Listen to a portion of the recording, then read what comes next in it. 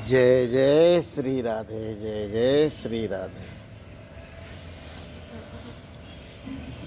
जय जय श्री राधे, जय जय श्री राधे। सभी सनातन प्रेमियों के चरणों में कोटि कोटि वंदन, कोटि कोटि प्रणाम। कई सनातन प्रेमियों ने मेरे से बोला कि लगता है शनि मंगल जो हमारे गुरुजन हैं उनको भी कहीं न कहीं परेशान कर रहा है। प्रदीप मिश्रा की बात किया और प्रेमानंद सागर प्रेम जो गुरु जी हैं वृंदावन में, उनके विषय में बात किया। देखिए प्रभु, ये जो प्रकृति है ना, ये चींटी से लेकर हाथी तक को असर करती है। बशर्ते है कि जब तक हमारी चल रही है, हम अपना चला रहे हैं, ये प्रकृति किसी को छोड़ती नहीं है। जैसे अगर गिलास के से आकार से ज़्यादा हम जल भरेंगे तो पानी गिरेगा ही गिरेगा। उसमें हम भी हैं, हम भी प्रकृति के अंदर हैं। तो इसलिए ऐसा नहीं कि अगर हम आपको ज्ञान की बात बता रहे तो हम बीमार नहीं पड़ेंगे, क्योंकि प्रकृति के लिए हम सब एक बराबर है।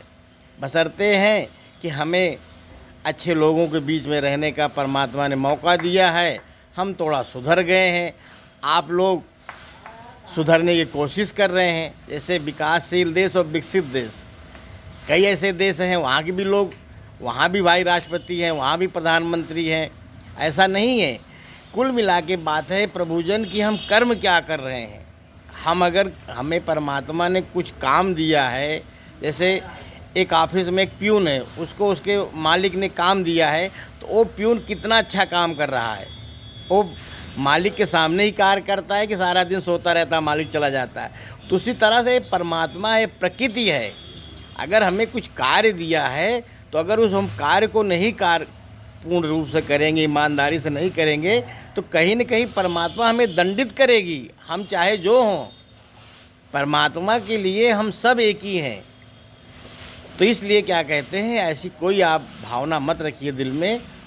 ये सब प्रकृति का दंड है। इस प्रकृति का दंड सबको मिलेगा, चाहे कोई ऋषि हो, चाहे कोई मुनि हो, चाहे कोई कथावाचक हो, चाहे कोई ज्योतिषी हो।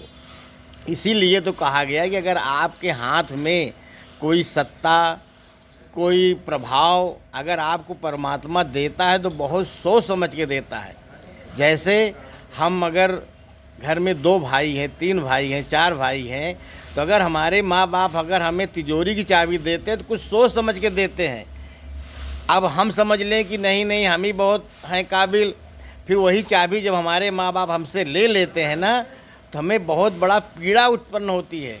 वही परमात्मा का खेल है, चाहे जो भी है, उसमें चींटी से लेकर हाथी तक का है।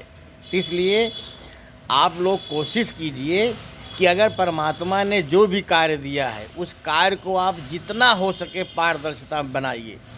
आप राजा हरिश्चंद्र नहीं बन सकते क्योंकि ये कलिकाल है, मगर इसी कलिकाल में स्वामी विवेकानंद जी पैदा हुए थे।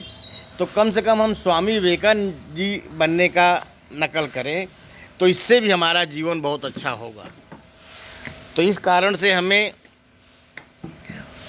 कोशिश करें हम कि स्वामी विवेकानंद जी बन करके अपना जीवन और इस समाज में जो हम जब तक हैं यहाँ पे हमारे ऊपर समाज का कर्ज है।